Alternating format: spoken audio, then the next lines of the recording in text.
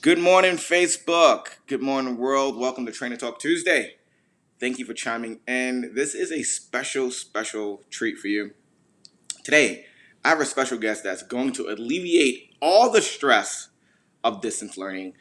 This has been a huge topic of my fam. Oh, I am super excited to invite her to the show. I mean, last week, I think I posed a question to my Facebook family and I asked, hey, parents, how's distance learning coming along? And you guys chimed in. You said, "Man, the teachers were right. My kids, my kids are bad, and wow, I'm having a lot of challenges, and I thought it'd be a great idea to help out in that nature.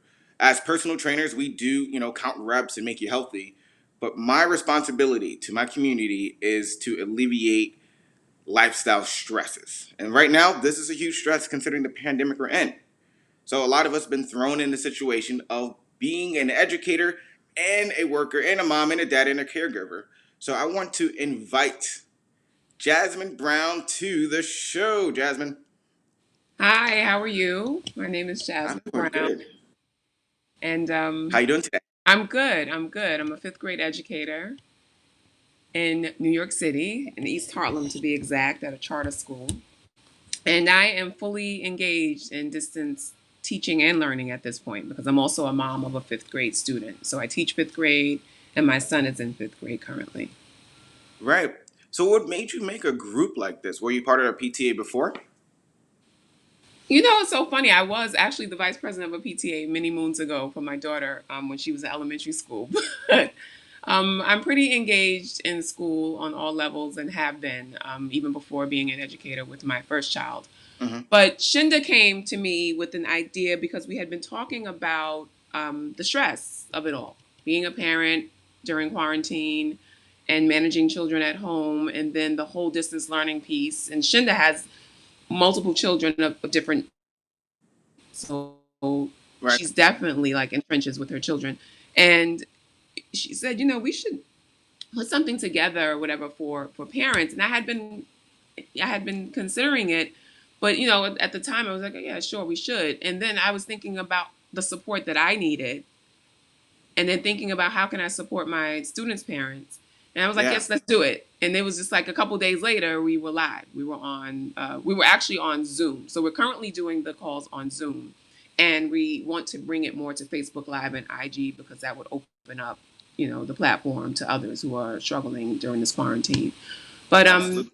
it's been pretty successful. We had a mental health counselor on earlier this week, and we'll have another one on this Friday. So it's been very helpful. We've been getting some really good advice and best practices, That's amazing. and giving some as well from our perspective. Right. 'Cause Now, who do you find that's frequenting the group? Or parents? Is it caregivers? Is it teachers? Who's coming to the group more often? we've had a weird mix. We've had parents definitely, but we've also had people who do not have children. They have fur babies, but they Fur babies. I love and dogs. they've been very helpful. And funny, it would be funny enough. They were talking about how they walking their dog and stuff like that, and the dog's not wanting to go out, but they've been helpful because, and at first we were just like, oh, parents and teachers, but it helps because honestly, we were not always parents, right? We were just individuals before we became parents, so they can shed some light from a different perspective because they're experiencing some issues with the quarantine and being shut in as well, and just the self-care issues, like self-care strategies. Like, what are you doing for self care? That's something that anyone can answer. You don't have to be a parent to answer that. And it helps to remind parents that you were an individual before you had these children, and you still have to take care of yourself. So we've opened it up. It hasn't been like strictly parents and teachers, especially since this is our second week. So the people who have been on have been very helpful. Like Grace Lamore, who's a mental health counselor who was on our show on Monday.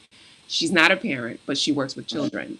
So that's been very helpful. And she gave some really good advice to parents on how to That's great. navigate mental health and social emotional needs of your child. That is great. It's great to get an outside perspective look. It Yeah, makes people, even for me, just learning. Sure now we don't have any children yet, but it's just nice to know that you're not alone in this situation. You're not alone, and you're offering a great resource. Now, that's right. Jasmine, We hope we with your are. research, I want to I think my Fit fam would love to get some tips on just how can they ensure that their kids are learning during this time. I know that my wife, she's doing virtual learning with her students, and that's a concern for her too as a teacher. So how can parents ensure that their kids are learning during this time? Larry, I'll tell you, it's a struggle. It's a struggle being a Hmm. parent and a teacher. And what I've been doing recently is hopping on with my kids at least for an hour a day, my students, because otherwise, and even with that, I get 2/3 of the class.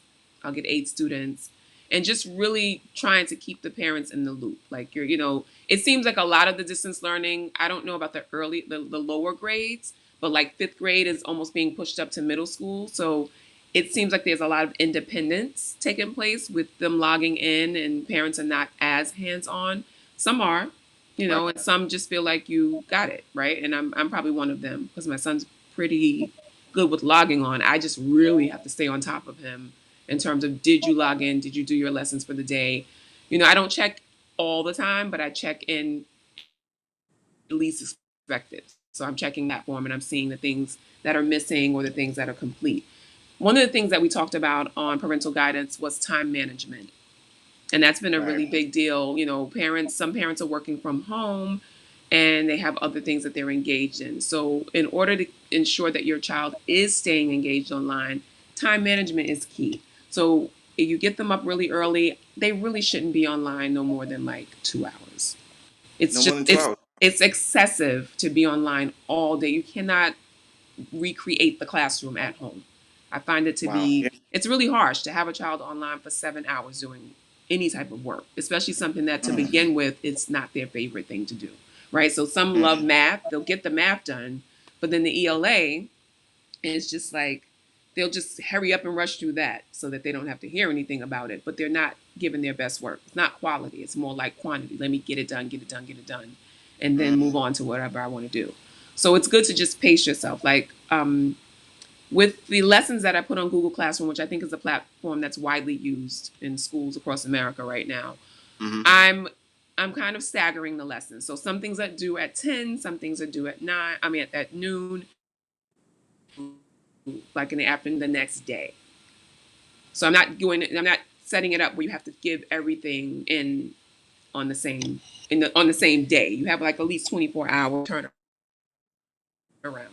What might also help is that parents create some sort of calendar or message board, like visible on the wall, where your kids can see like, this is what you need to That'd be get great. done, right? So and then I Yeah, have that'd like, be awesome. Yeah. and you Hmm. cross it out as you get it done. That way I see what you've done and I'm not harping, I'm not standing over you, nagging you about it. And you're actually getting it done. And it's so nice to just cross things out and see that you've Yeah. accomplished something. It really feels good to be like, okay, check, I really did that. Take a break, a couple hours, come back and complete the next lesson. Because they have It can multiple almost be people. like It can be like what? almost like a game too. It can make it It look can more be. fun. It can be. And I Hmm. would also suggest that parents throw in some other things. Like, this is distance learning, which is like different from homeschooling. Homeschooling, you have some autonomy as the parent as to what your child is learning, Hmm. right? So if you're in my household, it'll probably be like financial literacy, um, learning about your ancestors or people, that came before, like other businesses, things that you're interested in. So it helps to kind of break up some of that schoolwork, that academic piece, with some topics of interest. So that might help as well. Oh, that's a great tip. That's a Yes. great tip. Yeah, I think that's very helpful. I know for myself, I wasn't a math wizard. I love history. And I always tell Sherry this, like I was a great test taker, but when it came time to show and work for math, I couldn't tell you how I got the answer. I just knew the answer. But Mental math, right? mental math, yes. Larry math. No. Yeah, thank you for answering that. I think that's very helpful for a lot of our members and our Fit fam at LA Transformations. I think we worked out one time. Did you come to my gym Yes, I experience it? did. I did. I was taking a class there. I was actually supposed to return. So I think now you got me on the spot. So I think I There we need to go. come Got through you. for some Larry transformation. I definitely need to come through. And I'm not too far. So yeah, I need to Awesome, come through. awesome. Okay, so as we just learned that the school year isn't gonna open up again, right? We're No, gonna go this through. is it. We're gonna finish. We're gonna go through summer break. Are there any resources? I know you mentioned you're a writing teacher, right? Yes. Now, are there any Reading and writing. resources for parents for their children who are matriculating to the next grade level? What can they look forward to for the summertime to make sure they're gonna be okay for the next school year? Now, okay would depend on where their child was at in the first 7 months before COVID actually hit, right? Because Right. that's when I'm gauging like the whole promotion and doubt piece Mm-hmm. is around not what you did during quarantine. It's around what you did for the first 7 months of school. That was sufficient enough time to kind of gauge whether you were ready for the next grade, right? Right. So I think that is going to tell the story as to whether your child should be promoted. And I think that's what should be used because quarantine is different for every household. And it would be really challenging. And it probably wouldn't be fair to use this time in what was done and within this quarantine time to assess whether this child is ready to go to the next grade. But Okay. platforms that I would suggest because I we watch CNN 10. That's part of my curriculum every day to get the kids acclimated with current events and what's going on in the world. And one of Mm-hmm. the news stories that was covered was the COVID slide, and that's something that's known as the summer slide in the school setting. So once you go on summer vacation, it's called the slide because for those 2.5 months, you're not really learning academics. So you come back kind of losing a percentage of what you learned the previous year. So that's Right. normal, right? Because you're not sitting there doing math and reading and writing every day. You get a summer packet. I can tell you I don't get I might get a third of those summer packets back I when the definitely. school year starts in September. So, and those are just to keep you up on your skills and your strategies that you use throughout the summer. What I would suggest, which I think is easy to navigate, are learning platforms like electronic, like technology. So, Okay. No Red Ink is a writing platform that certainly deals with like parts of speech, short story challenges, writing, and it's really good with keeping those skills, your writing skills And that's on no ready. course. NoRedInk.com. Okay. No ready. That's a good And tip. I think you can set up like a free account. They have paid accounts, so some things are limited, but what you need is certainly available, Okay. right? What you could use to stay abreast of what's going on and keeping your reading and writing skills up, mostly writing. And then there's IXL.com, right? And that's another platform that we use. And that's for math, that's for reading, that's for science, and also social studies. Okay. And they have some really good standards. You can do it according to the standards wherever you live. You can do it according to the standards of your state in your grade. And you can also Mm-hmm. venture off into other grades if you're advanced, or you can do some remedial work in lower grades if you're not advanced. So those are Okay. That's two really good platforms. A third would be Epic, which is a reading platform where the stories are read to the student, or the student can read along, or the student can just simply read the story. And then you okay. answer some reading comprehension questions. So those are the skills that you kind of want to keep, you want to stay on top of over the Right. summer. And I think the best way to do that with children today is through technology. Technology. Get Okay. the app, you can do it on your phone, you can do it on a laptop or a tablet. Okay. That's a great tip. I'm gonna go through questions right at the end of this, but I think that'd be very helpful, even for myself. I like Epic. I can see myself wanting to read a book to Yeah. it. I participated in National Read Day. I think it was Dr. Seuss' birthday. Nice. Okay. My mother, she's a principal, so I went to her school Oh, okay. and I read some books to their children. It was a lot of fun. I love read aloud. That's my thing. All right. So this next portion of our talk here, I want to showcase what you're gonna. I'm gonna bring up your Zoom link right now so people on Facebook can see it. And pretty much they can just log in. It's up right there right now. They can log in just using that Zoom code right there, the 892, every Monday, Wednesday, Friday at 12:30 p.m., right? Yes. Monday, Wednesday, Friday at 12:30. The Zoom code, the password is PTA, all caps. The password is PTA all caps and you go through all topics, right? All topics. We're focusing on mental health this week. That's a big topic. It's Mental Health Awareness Month, May. So we're Mhm. focusing on mental health this week, and probably sporadically throughout the month we'll continue to focus on mental health because if anything is being compromised right now, it's the mental health of both children and parents, so families. And we just want to make sure that people are taking care of themselves, they're not too hard on themselves, and they're giving themselves grace during this time of quarantine. Okay. Yes, I that's really hope important. you guys maybe screenshot that. I'll definitely leave that in the comment section. All right, this part of our interview are just random questions that are related to what's going on right now. So we're all quarantined. Hopefully we're all staying home and staying safe. So my first question, a very serious question. What's your favorite quarantine snack? My favorite quarantine snack. I have a variety of things in here right now. No judgment from the I've trainer. been making, I mean, chips, like things that I have no business eating. Jalapeno Yes, kettle I want chips. to hear it. Me Jalapeno too. Me too. Okay. cheddar kettle chips are good, and fruit snacks. I've been eating a lot of Welch's fruit snacks. What are your? I like those. I like those. What's your favorite ice cream? My favorite ice cream. I don't do ice cream too often, Same here. but I can't even eat it. it doesn't really work. It doesn't really help me ice cream. Same here. So I try to ice live cream is vicariously through something. people. Ice cream's not something I'll make, but I certainly will make a smoothie and with some frozen fruit, and that's kind of the equivalent for me. Yeah. Not quite, but it works. All right. So I know you're very busy. You're doing the PTA. You're teaching. You're a mom, too. But are you binge watching any shows? Now that's the funny thing. I'll start watching something. I don't watch TV to begin with, Mm-hmm. so I love like I have like Netflix is like my go to, or Amazon Prime. Right. Last night I actually rented Queen and Slim, and I've been wanting to see that forever, and I saw that. That's a good one. Uh, Black AF. Black AF is really good. I really Yep. like that That's show a with good one. Kenya I Barris. like that one. And I haven't finished watching All American. I started and never got back to it. So TV is like, if I get it in, I'm probably on my way to bed. And that's when I get in a couple of episodes or, of a series or something like that. But for the most part, Netflix and chill. Yeah. Right.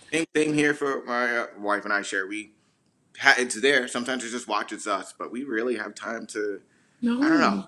No. So Not, one thing is sitting right there, in one in each room, and I just do not have time to like sit and watch. have you I'm seen on my that? computer more. Have you seen the show? Everyone's talking about it. The series Tiger King. I did not, and I'm curious. It says like murder and all this stuff Yeah, is involved in it. it's interesting. It's interesting. Is this a real? This is a true story, correct? It's a true story. It's just wow. It's like wow when you have a tiger. When people own tigers in the South, it gets a little crazy. Okay, all right. Oh, I kind of had an idea about what those tigers, this trainer or this man was doing, and what happened with the tigers. It yeah. probably mauled someone and they covered it up or something. Oh, it's deeper than. I mean, It's deeper than that. if it's worth your time, definitely take a peek. Everyone's talking about it. Now I'm curious. Now I'm even more curious. Before I thought I could just take it or leave it. Now I'm just like, maybe I better take a look. Yeah, and then you'll find out if Carol Baskin really did it. That's the whole question. I'm sure you're seeing that all over Oh, social media. Did okay. Carol Baskin do it? And you'll see. Okay, so this is I hear you're very creative. I want to know if you can put together a virtual graduation for the people, for the kids returning. Mm. How would you put that together for them? And it's so funny because when I heard it on the news, I was like, what are they complaining about? Just log on to Right. Zoom. I'm sure it's more complicated than that. But I'm thinking Zoom holds like 100 people. You can stagger the graduation classes or the number of people graduating, on the hour. So you have the first graduating class, you have the first set like at 10, then you or 8 a.m. maybe, and then you have the next one at 10, and then you have the next one at noon. I don't know. That was my thought. And then I mean and you actually have the professor or whoever's going to be calling, the principal, whoever's going to be calling the children up.